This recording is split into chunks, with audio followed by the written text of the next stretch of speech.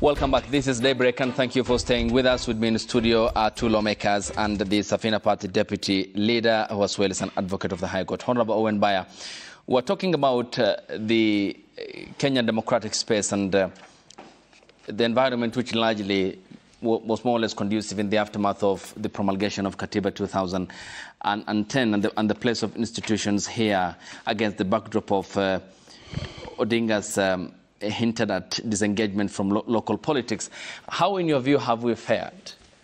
I want to say this, Ayub, first, that the concept of first past the post in Kenya is a concept that many Kenyans have frowned upon.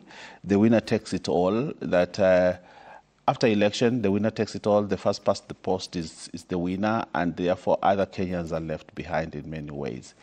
And therefore, when we form what we call a broad-based government, it is not a new thing in the world of politics. In the United States, when President Clinton became president, he appointed Admiral Bobby Ray Inman as a defense cabinet secretary when he was a Republican. And he brought in, I think President Clinton in the United States did a lot of that, brought in Republicans and said, okay, Democrats, we have formed government, but also, even this, if I find somebody good, somebody who has quality, somebody who has ability to assist Americans, I will bring them on board in government. And he did that. So it is not the first time that it is happening in terms of forming broad-based government. And I think even George Washington at that particular time did several of that. And you will find very many presidents do that, one of the largest democracies in the world.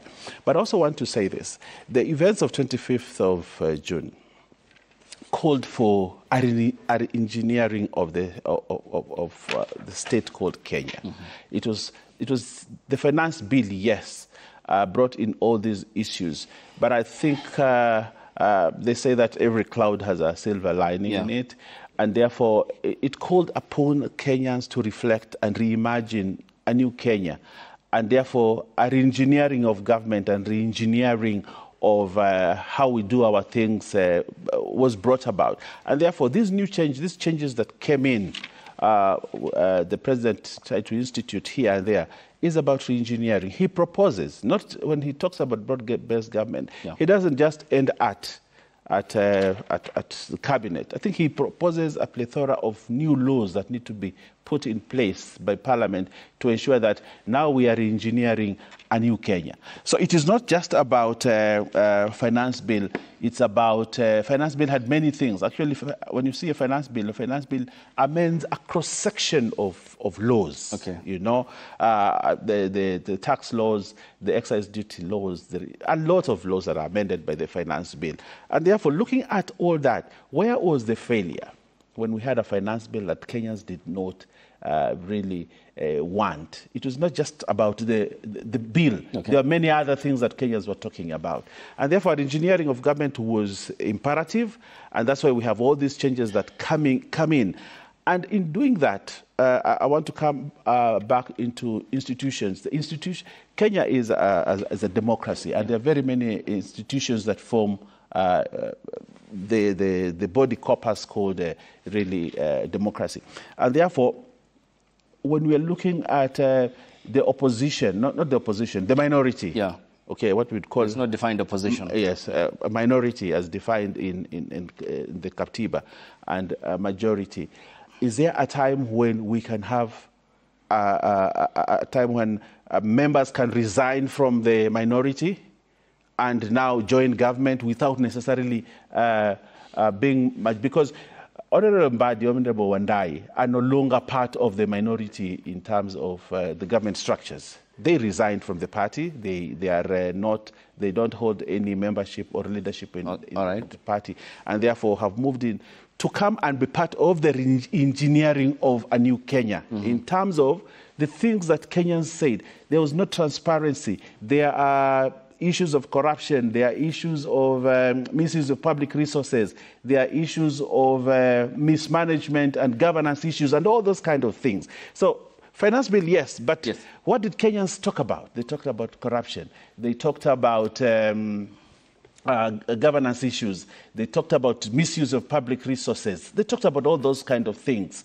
And therefore, the president moves and says, okay, we have a finance bill, which I will drop, but I also want to re-engineer the country in terms of government so that now we have a government that is accepted, that is ready and willing to fight all these things that Kenyans have talked about. And Honorable Baya, then, when you talk about the rejection of the finance bill, that was just a flashpoint of other deeper and underlying problems which are governance-related. You talk about the question of corruption.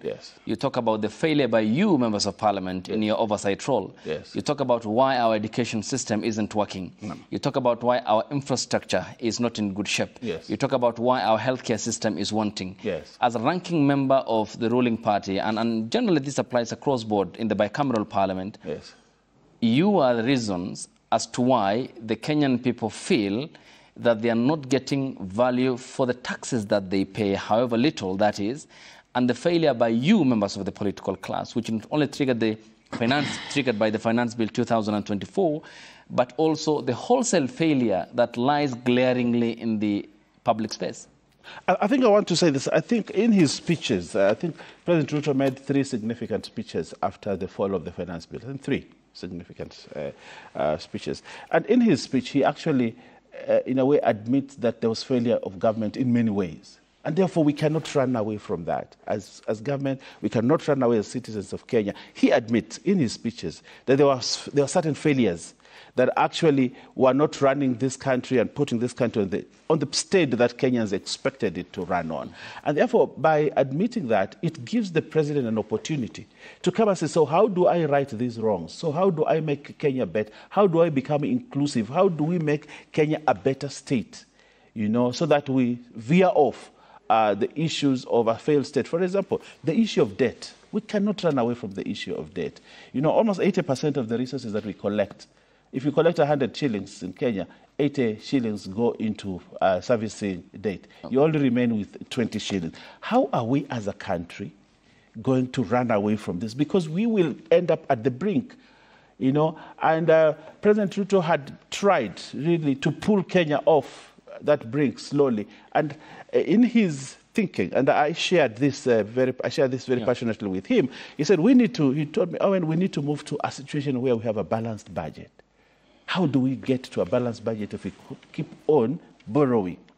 How do we finance our development? How do we finance our own recurrent expenditure without necessarily having to go around the world borrowing or begging? And when we do that, we end up in debt, and we are digging a hole to fill another hole and digging one hole to fill another hole. How are we going to get out of that? The Finance Bill 2024 was actually an attempt to move away from slowly edging off debt by ensuring that we have resources internally that we can spend as we ease off borrowing so that we do not get into debt. But that Kenyans didn't understand him. Probably Kenyans did not live in the same spirit and space that he was in, and therefore we ended up with a finance bill that was demonized, that was seen as anti-Kenya. That's what I felt. I felt people thought that this finance bill was anti-Kenya. Anti-Kenyans. And yes, it was going to be tough, and I think he said it. It was going to be tough. And you do understand that the Kenyan people are sovereign, so under Article 1 they bear all the sovereign power. If they say no, it's no. Of course. And he largely draws that power from the Kenyan people. Yes, and President Ruto is not an alien to that. He's not alien to that, because when Kenyans spoke and said no, he listened to them and dropped the finance bill.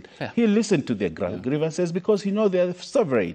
And therefore, he actually did many things because Kenyans had spoken. This is a president who listened because he knows sovereign power is drawn from the people and therefore listened to the people. Okay. Yes. There's something I just something I wanted if to you can say. ask just one thing. Yes. You know, when he talks about debt, he said the correct figure. 80% of our collection, for every 100 shillings you collect, 80 shillings goes to debt finance. Yes. But then he says to address that problem was to ask Kenyans to pay more in the finance bill. Yes. If the problem is that you're spending 80 shillings out of every 100 you're collecting on debt, the prudent thing that you should have done is to go and ask yourself the question, what is this debt that I am paying for? Not to go to Kenyans to contribute more. Open the debt book. Government of William Ruto is borrowing illegally, odious debt, and using it to fuliza and to have a good time, not to fund any project. When you talk of now they are going to take 1 trillion Kenya shillings domestic debt, look at the budget these two gentlemen passed in Parliament, an illegal budget as per the Court of Appeal. That budget does not have anywhere that allows for domestic borrowing of up to 1 trillion. But they are here, members of Parliament. They are not raising an issue that for you to take a loan, you must get our approval as members of Parliament. Yes.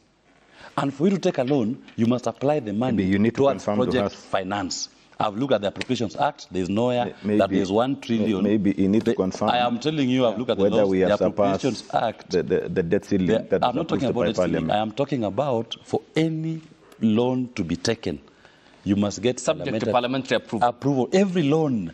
I'm not talking of a ceiling. And every loan you take, you must apply it to a project.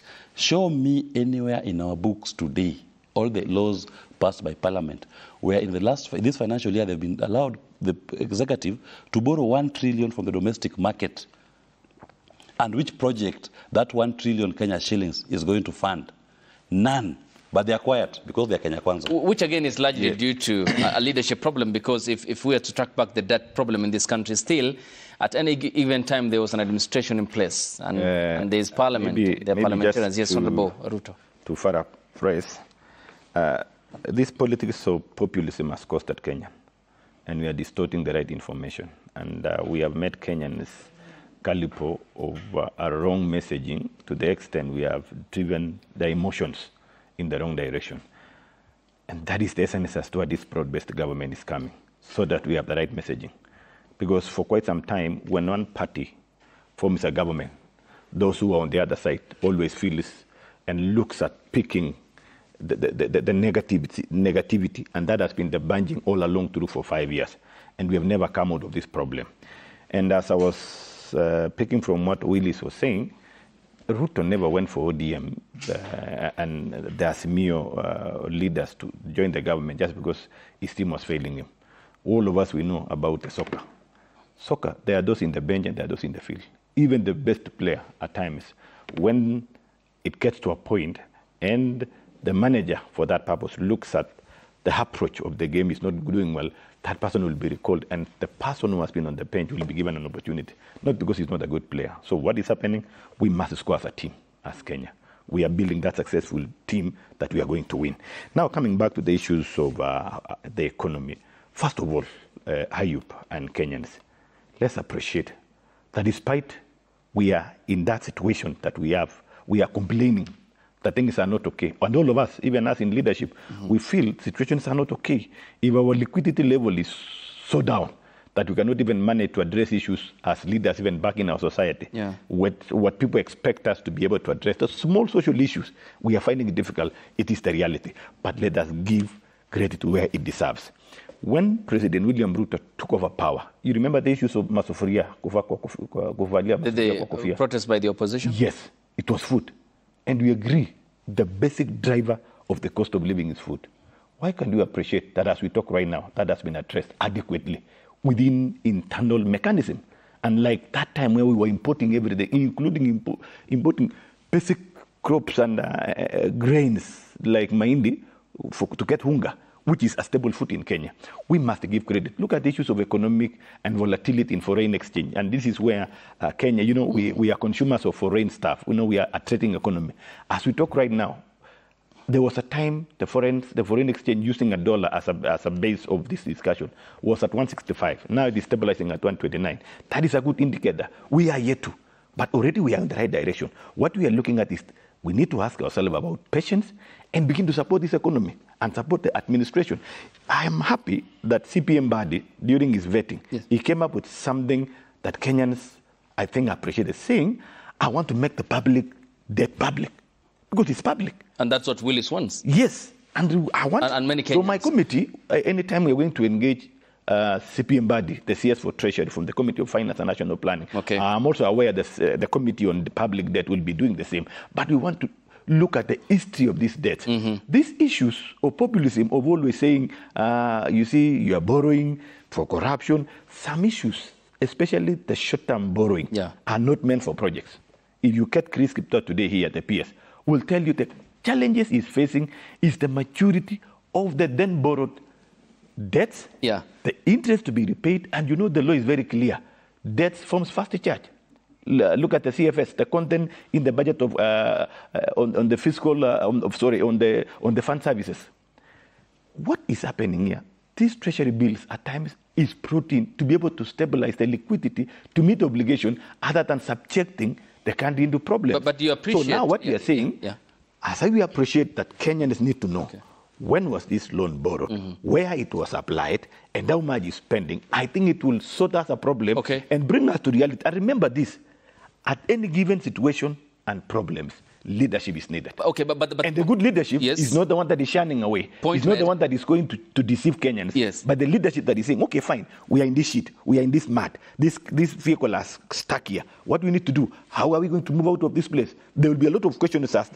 How did the driver caught us here? Yes, people will be asking here. But the problem here, can we get this vehicle out of this mud and let the country run? Gotten. Thank you. But the point is also that whilst you have mentioned the prices of food and achievements that have been attained, according to you, by the government, you have also not addressed the issue of borrowing and the pledge by the president to end the begging bowl culture. And the time we are going stop to borrow is the day we allow our economy to yield and look at production.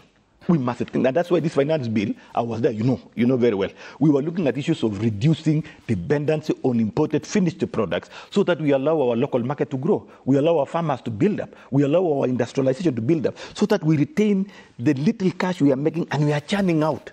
Because for us to eat, for us to dress, we are churning out the little coins we are going to make. We must agree. It is a tough decision to be made. It is a very tough decision to be made. But we must grow, we must allow so that our sectors begin to pick up. It is a tough decision. It is a very expensive decision. But in the long run, we will be liberalized as a country, Kenya. But as it is right now, we are going to cheat ourselves and saying, oh, you see, there is no miracle.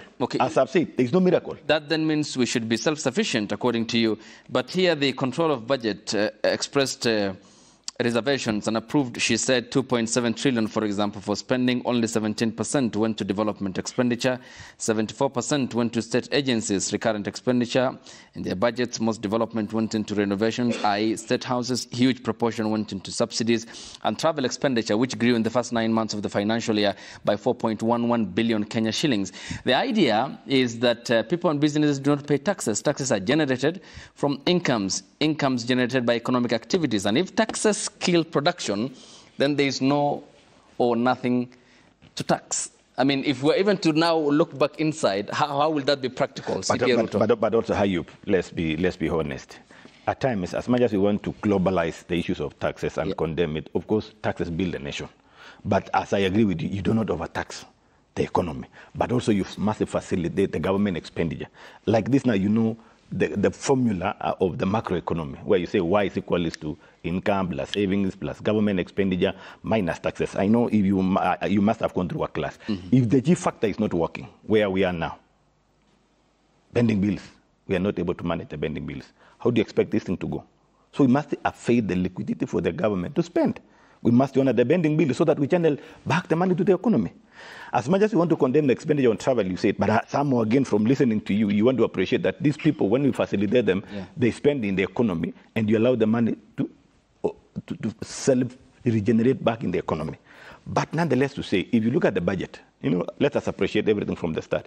The budget that has just been read in the House the other day, if you look at the structure in it, you will appreciate the fact that we still have a problem on recurrent. Recurrent takes the huge chunk of the 4 trillion, only PE alone is almost 1 trillion.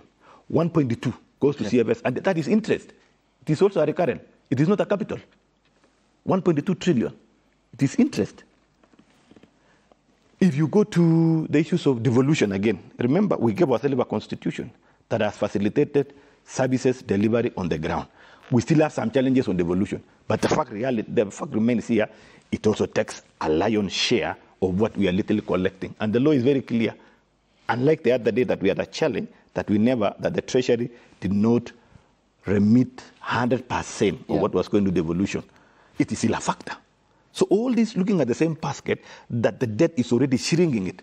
I mean, that is a reality that we are saying, come on, as Kenyans, what do we do about this? Okay, Yes. and that's the debt servicing, which according to the current ongoing financial year, 81% of the tax revenue collected for the period, Yes. 1.24 trillion. As much as we want to blame, Which is a leadership problem Ayub then. who borrowed, Yeah. it is so-and-so who borrowed, it is Willie who borrowed, but the reality is we are here. Which you, the leaders, can we cannot get out run of away this place? from. That is why I am here today as Yeah. a leader of now. Yes. Can we get Kenya out of this? Can we make this thing happen? Can the young child in Kenya understand us? Yes. What is this issue of debt? Can we make it public? Then ask yourself, Yeah. other than blaming, because blaming will not change the situation. But rather, yes. let us have the right concept, let us have the right mind, let us have the right governance, so that first of all, as we seek to blame, like my colleague Willis is trying to point finger, let us first of all deliver country. Okay, as we move forward. Accountability is the word here. that is it. Let me go. Just- And Willis, just one yes, thing, just as one you thing. respond to Just that, one it's thing. on that note of seeking accountability according to a party leader as to why he's persecuted by the press conference he had on Monday when he was arraigned before the court and later released. Yes, let me just say this. To begin with, we've said William Ruto now plans to borrow 1 trillion Kenya shillings from the domestic market. These are members of parliament.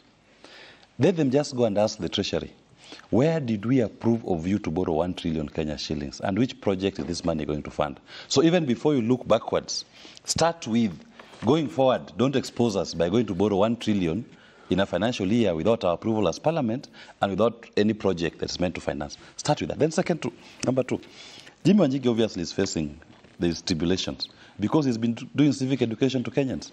He's the one who started this conversation around public debt. And he did this when Uhuru was still president in July 2022, when he did his forensic audit. And he discovered that what we've been taken through as Kenyans is a Ponzi scheme, where people are going out to borrow money in our name as Kenyans, and all we get is the obligation to pay, but not the money. So you keep coming into our economy to mop up money to pay for debt that did not come into this country, was not applied to any project, did not have any parliamentary approval. And obviously the powers that be, those in Kenya Kwanza and even those in the banking sector, financial sector, will not be happy with Kenyans getting this kind of awareness. Because the gist of our problem, where it rests, is on debt. And you're talking of trillions. If you look, based on what we have done, we're calling it a primary balance budget, a primary balance. We looked at all the revenue Kenyans collected in 10 years, from 2013 to 2023. We collected 13.3 trillion. That is paid for by Kenyan people. We looked at our expenditures minus debt finance. Our expenditure was 14.6 trillion. So there are Our roughly 1 deficit trillion. was 1.3 trillion. So if we were to borrow anything, we ought to have borrowed 1.3 trillion. How much did we borrow? 7.7 trillion. In other words, as per your debt books, you borrowed more than what was actually your deficit in the first place. And that is what Jimmy has been doing. So that is over 11-year period. Over 10 years. Over 10-year period. 2013, 2023. So where do we then squarely lay blame? Because we had two administrations. These are two in between, administrations, but even in the previous administration, William Ruto was right standing in the middle of it as the deputy president. Yeah. He was deputy president. In fact, the one who has been Civic excused, education. the one who has been excused was Baya. Yes. Because Baya was in ODM at the time, but now he's a UDM member of parliament. And in the last one, because he was deputy president. Cabinet that is certain. You go back to that Cabinet that to is- justify. All of them. Cabinet that is certain had Adwin Duale as the majority leader. It had Kimani Chungwa as the chair of the budget committee. Yeah. So they are all to blame. And I cannot say that I'm excusing. Okay. Can I say Because, something? just hang on. Honorable Baya. Because, You just cut me short. Just finish. Then you have to, yes, because it's on accountability before I get the account of Honorable Baya. And I did inquest that because similar instance also happened in the presidency of Uhuru Kenyatta, Yes. where the courts had jailed then DCI boss George Kinoti for 4 months for defying court order directed to return guns to confiscated from Jimmy Wanjigi, and that's according to the High Court Judge Anthony Murima in 2020 when Wanjigi filed a contempt of court and ordering the firearms to be returned to the plaintiff. And there were a series as well of other violations of the Constitution, where Anthony Mrima also sentenced Kinoti to 4 months in jail, ordered him to present himself to Committee Maximum Prison, and ordering the then Inspector General of Police Hilary Mutyambai to produce him in court. that was the presidency of Uhuru Kenyatta. Yes. In as much as we talked about democracy, space, and they are in the rights of Kenyans, Jimmy Wanjigi just being a microcosm because every Kenyan has the right to be held before a court of law and access to legal representation. Where then do you think the blame is here? Because at the time we had Uhuru as the president, now we have President William Ruto, who was his deputy. Do you think both administrations lived by the principles of good governance and constitutionalism? Of course they did not. They did not. In fact, if the excerpt you referred to, at the time when Jimmy Wanjigi's house was raided in 2017, it was because he was supporting Raila Odinga. We had just won the Supreme Court petition that nullified Uhuru's win. So it was part of politics at that time, that this was one of Raila's close henchmen who was instrumental in support of the campaign and driving even the victory in the Supreme Court. That is why he was being raided. Today, they cancelled his passport illegally.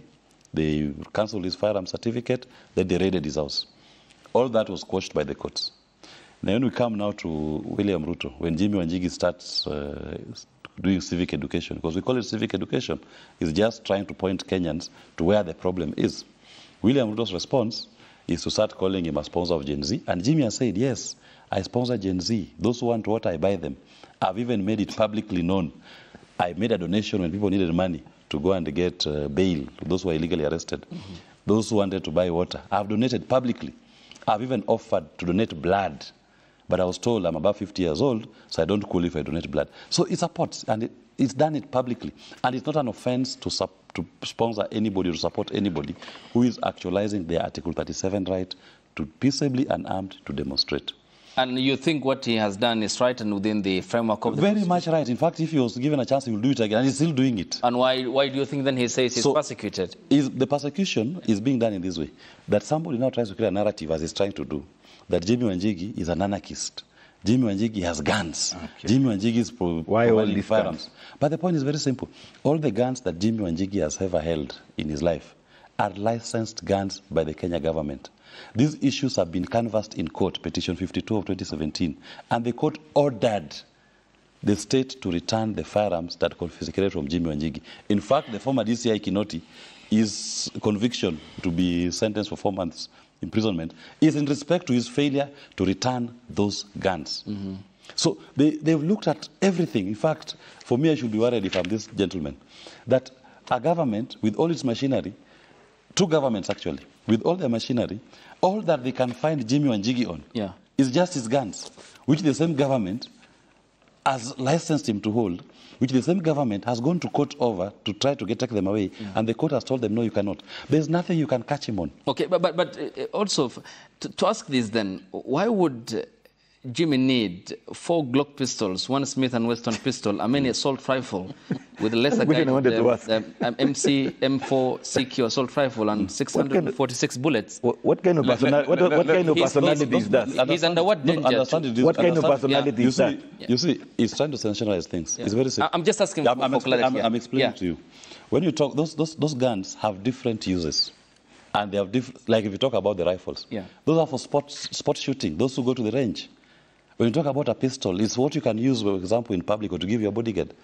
If you have somebody you are nominee to hold when you're going to a particular space. Mm-hmm. And it's not like Jimmy Wanjigi every time he walks with the 7 rifles or the guns that he has. No. You can only use one at a time, so to speak. The rest you keep in safe custody. And for good measure, let me say this. At no time has Jimmy Wanjigi ever been found culpable for misusing or mishandling even a single firearm. It is not criminal because the Firearms Licensing Board, a government agency, saw it fit to register all the firearms against his name and on his certificate. They are registered.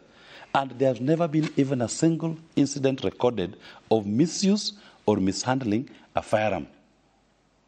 I want to say this, that Ayub, I wouldn't want to be part of trying to legalize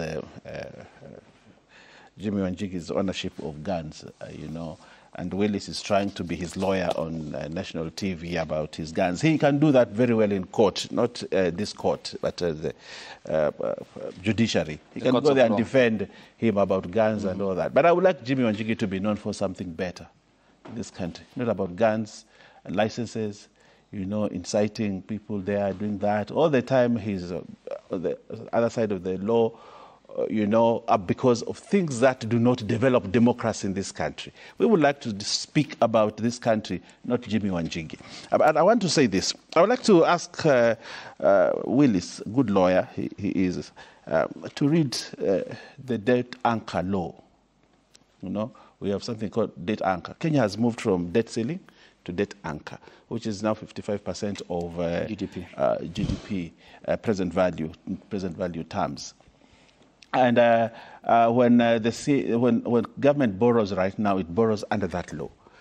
And every time government borrows, it doesn't have to come back every time to Parliament to request for approval on a loan, because we have a law called debt anchor that authorizes that kind of borrowing, and therefore then come back to report to Parliament that these are the. Secondly, Ayub, I also want accountability. Yeah. Okay. I demand accountability as a Kenyan. I pay taxes, and I want my taxes to be accounted for. And therefore, when people demand the debt book, I also demand the debt book. I want to see it. I want to see how Uhuru Kenyatta used my taxes, okay, to pay debt. I want to see all the books. When President Kibaki was president, I was working and I was earning and I paid taxes. Just like as a Kenyan, I want to see the debt books opened in this country so that we know whether we are paying odious debt or what kind of debt we are paying. Because this issue of debt keeps on coming back in every regime. But I think this regime of William Ruto will actually bring accountability in terms of debt. And I think Kenyans have demanded accountability on debt. I also demand accountability in debt. And I think it is on us or upon us, it is upon us as government, as members of Kenya Kwanza, to demand accountability in terms of debt. If this debt that we keep on saying that has reached around 10 trillion right now, yes, you know, is there, what did it do? Because this government has been in power for only 22 months. 22 months, how much has it? Even now, when William Ruto is president, I want to know also, if we have borrowed, yes, we have borrowed, I want to know where the money has gone to. I want that kind of accountability. Because as a legislator and as a leader in this country, yes, I have one responsibility to ensure the resources in this country are used properly. And that is my role as a member of parliament, to oversight. I could be deputy majority leader, but I do not relinquish my role as oversight. I want to oversight the money that has been borrowed. I want to know where has it gone. I wouldn't want to have odious debt that cannot be accounted for. Right. And I want the people in Treasury. And I want to ask my friend John Badi. Yes. As soon as today, tomorrow, please publish the debt book. Let Kenyans know how much has Kenya Kwanza borrowed, where has the money gone to. How much did Uhuru Kenyatta's regime in his first term, second term, how much did he borrow? Okay. How much, where did it go to? Now that I know John Badi is a person of accountability, I also want to know Eurobond. Where did the money go? We want to know that as Kenyans, okay, so that we are able to prosecute the case on debt properly and ensure that we pull this country out of the brink of debt. Secondly, I want to talk about the president. Even as you seek, okay, as you proceed, even as you seek accountability, openness, and the need for the public to know where the money is ending up. Yes. According to the control of budget again, yes, because the office that Dr. Margaret Nyakango holds and the office of the Auditor General are two key institutions. Yes. There does not seem to be any major public project initiated by the government in the last 2 years, for example. Yes, yes. The Exchequer has struggled to release funds to key services, education, devolution. Pending bill menace still continues. People are lacking capital, and you understand that. You come from Kilifi County. Yes. Should the question not be then to even give this Mwakenya to you, yes, where exactly is the collected funds ending up or going? Can you just start as basic from that accountability, not as a parliamentarian, a ranking member of the ruling party, as the deputy majority leader? I want to say this, and I want to be very clear. There's a lot of wastage in government, a lot of wastage in government, and that is public knowledge. And people take advantage of system failures. Yeah. Okay, to reap this country of its resources. And that is something that actually these Gen Zs came out and said, you are wasting money. And they pinpointed issues, you know, and said this and that and that and that. Wastage. Well, how do we end wastage? What Margaret Nyakango is saying, actually, is saying that there's plenty of wastage in this government. We have seen situations where you go and launch a project. You launch a project. You know you have launched this project. I am a leader myself. I launch projects. And when I move out of sight, the people who are supposed to continue, who have the responsibility of ensuring that that project is completed, abandon the project and they misuse the money. And there is an Auditor General who comes and sometimes sanitizes the misuse of money. And you know, we cannot run away from that fact. Even Auditor General office must be re-engineered. Because a lot of the times when you have audit queries, you know, I have sat in public accounts once in a while and listened. A query comes from the initial report. The initial report. Mm-hmm. If you see like the initial reports that go into audit, you know, when audit is finished, there is the initial meeting that people now discuss those queries. What we call exit meeting. The exit meetings. Yes. And if you look at that report, it has over 50 queries. By the time they publish the final report, there are only 10 queries. Where did the 40 go? How were they sanitized? And you say, you know, they were explained and all that, but what is it? I want to say on national TV, there's a lot of corruption in the Auditor General's office, a lot. And that is the beginning of wastage of money in this country, because the institution that is supposed to bring in accountability is compromised. I have seen it. I was once County Secretary and I understand these things, you know, where you have a plethora of queries. And I say, I want to explain, I want an explanation from the chief officers. I want to understand what happened.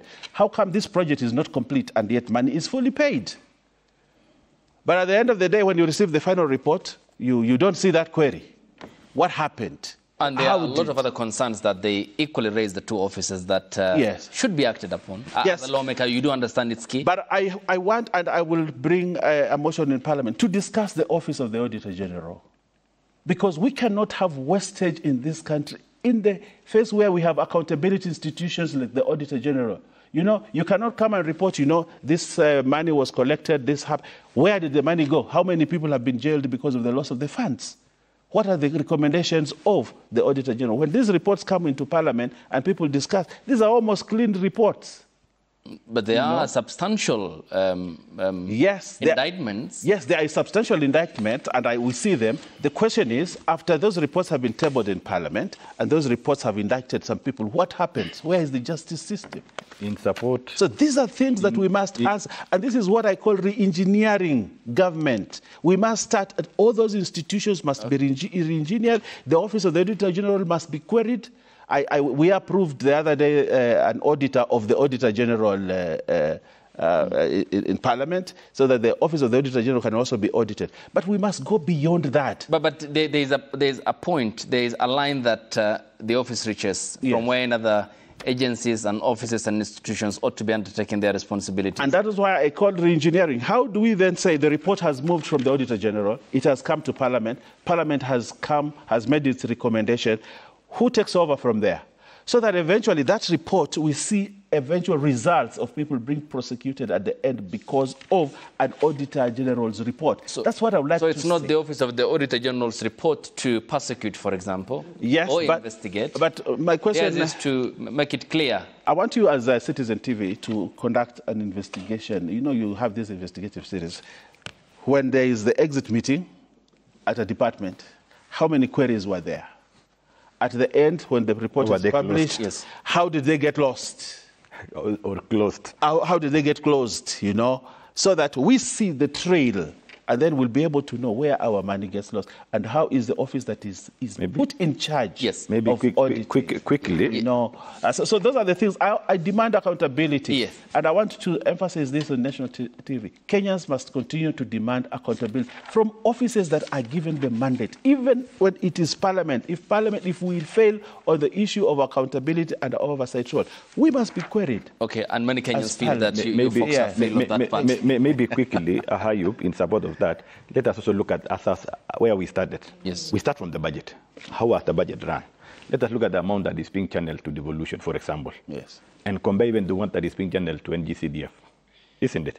You'll be able to see physically, visibly, you can see the project's transformation in our education sector, basic in terms of infrastructure and support through bursaries. You'll be able to see what happens. And you can compare with the billions of money that goes to devolution and look at the amount of reports that is coming. Then you'll be able to know some of these people care less because there's nobody to indict them. They are very sure once they sort out the officers from the other office and things get closed and they go with it. But let me not redo that. And there's something that I wanted to pick up on this issue of civic education and more so. You see, I'm still a student of politics and I'm learning, and I want to learn from Willis.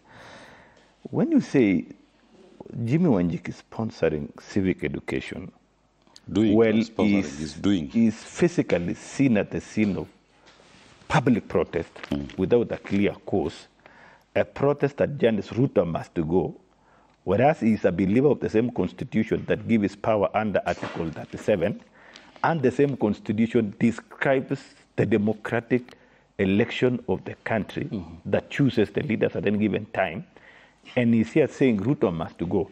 I want to know which background is leadership is this and civic education is this, dishing out liquid money to the youth and those protests. And you know the Henry Salis looting. Is he a profiteer of the loot? Because coming in to sponsor and paying for it, is he a profiteer? Now, you will answer when your time comes. Because these are issues that we need to speak. Okay. If the leadership of Kenya we want is that one, then I don't know where are we going to go. Are we abusing the freedom we have been given? What I'm saying, can we call ourselves into accountability? As we expect the government side to be accountable, even us as leaders, let's be accountable. Let's commence accountability from where we are. Me as member of parliament, I need to be taken into action, or now I run my work in representing the people of Kesese. Speaking out the issues that touch the people of Kesese, that constituent of mine, with their unique challenges, I want to be seen to be accountable for that purpose. I want to be seen to be accountable in parliament and raising legit questions. The fact that I'm coming from the majority side of the House, that one doesn't take out the responsibility of me to raise pertinent questions on the executive.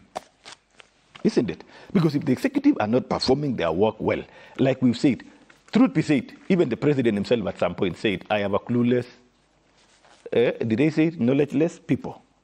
And that could be one of the reasons he had to state some people, even when he was reconstituting his government afresh. What am I trying to say? I'm trying to say, as leaders for Kenya, from where we are, all of us, let us take our responsibility rightfully and let us refocus our nation in the right direction. I don't want us to close the critiquing people who have their sole responsibility, including Jimmy Wanjigi and the others, who have their mandate to oversight directly from the point of view of where they are and the way they perceive. Can we criticize positively and ensure that we eliminate what is eliminatable and have the right dimension in the leadership of Kenya? Yes, I just want to say this. The right to demonstrate and to picket is a right in Article 37. And it is not for the person against whom demonstration is organized to decide the message. You may not like it, but if the protests are saying Ruto must go, it is their right, freedom of expression, to say Ruto must go and to protest, to send that message. You may not like it, but it's their right. Live with it. The second point that I... But not the right to loot. The concluding point is this. Not the right to loot. You may not like what people are saying, but that is their right to say. But to loot, respect. Even I don't like people who go to William Ruto's rallies. Yes. But I respect their right to attend those rallies, which are also demonstrations. I can even pay somebody money to attend that rally for William Ruto. And should be peaceful. And so also, if you don't like the message from the protesters, live with it. It's their constitutional right. But the final point is this.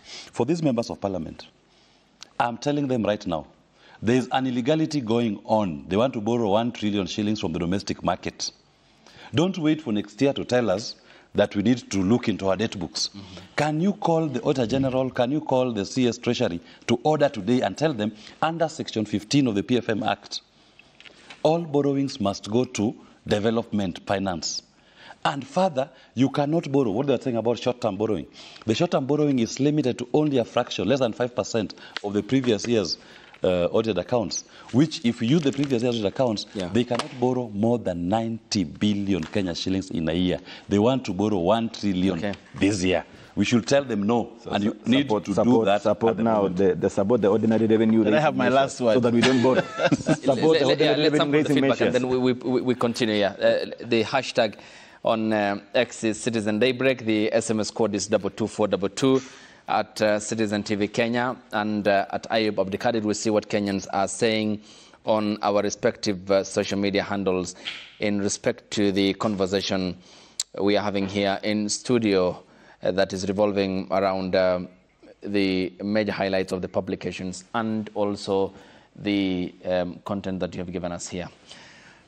So the first one is from Sir Nixon and Dugire. He says, yeah, weak opposition parties are bad for any democracy. Without strong competition from oppositions, the governing party will have less incentive to improve their policy. Kenya desperately needs a competent opposition party or leadership.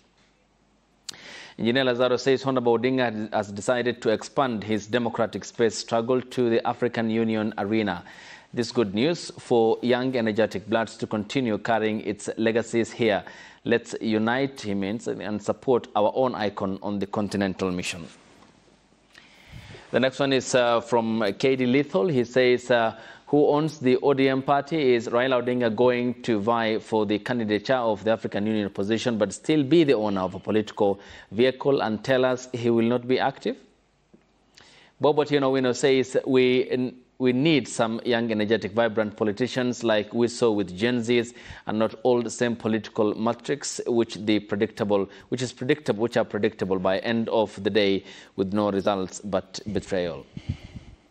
As I says, the Kenya Kwanza regime is marked by troubling lack of transparency in public spending. Its government is in a downward spiral of accountability, seemingly indifferent to the future of Kenyans. Okelo Mwalimu says, I urge the Teachers Union, KUPPET and NAT not to drop the ball until the Teacher Service Commission confirms all intern teachers' employment to permanent and pensionable terms. Anything short of this would strengthen these teachers' resolve to form their own trade union to champion for their rights. Olum Jester says, tough decisions should be reduce the salaries of the so-called leaders by 80% and brutally fight corruption, make corruption expensive. Murkomen was seen with millions. Then the so-called leaders in caveats talk too much and keep on, the last word, the loot. Yore says the government will not see or be able to stop another uprising in case it occurs because Kenyans may become, but make no mistake, we are not in peace. If Kenyans don't go back to the protest, then 2027 they will punish this government mercilessly. Yes, Honorable Wenbai. Yes. I want to say this, that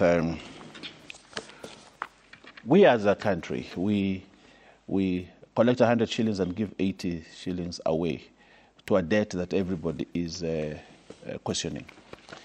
I would like to see a situation where probably we only pay 40 shillings out of the 100 to debt and remain with the 60.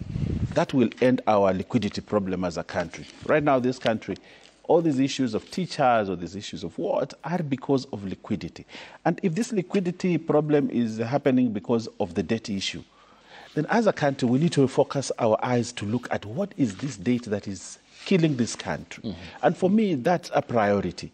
And I would like to request the people at Treasury to do that immediately, to ensure that if by looking at our debt books and analyzing them, because I do not think this country is happy in any way servicing a debt it doesn't know, it doesn't understand. And it will be stupid, and I want to use that word, to pay a debt.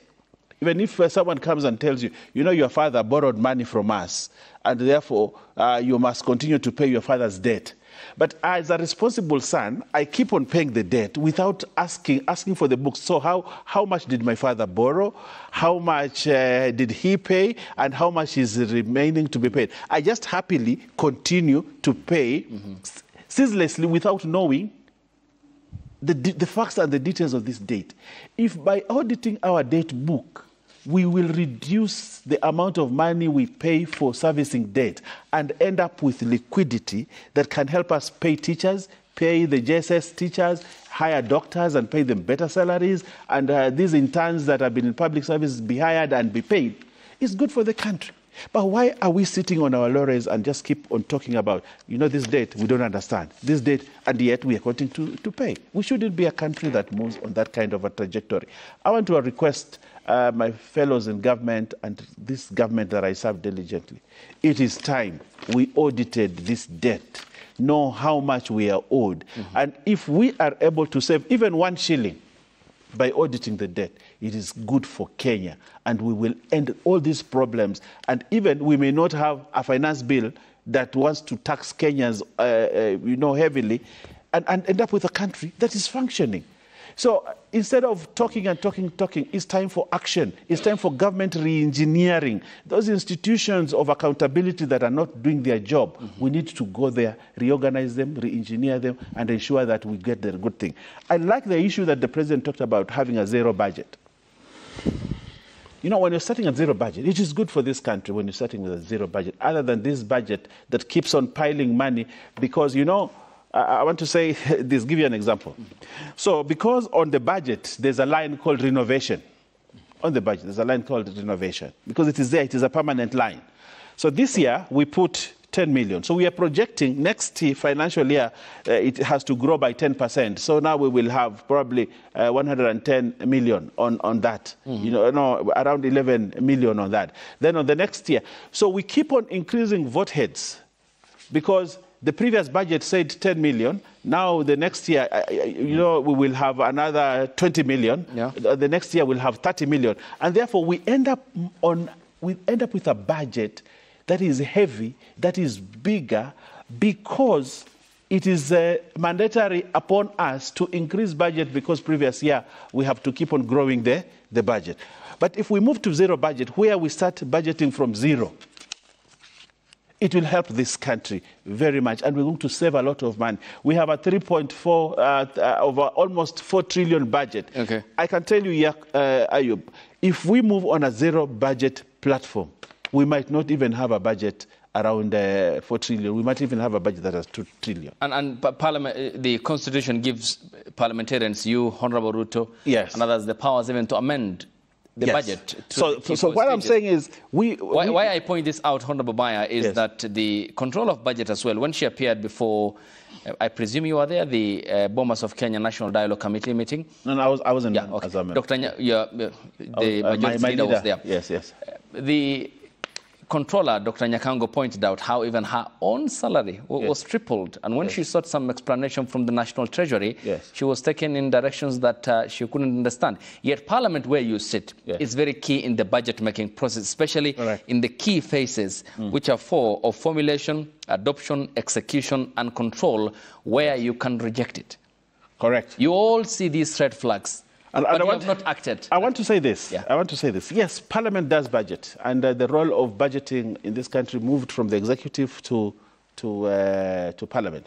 But I also want to tell you, so where does these budget proposals come from? Sector working groups.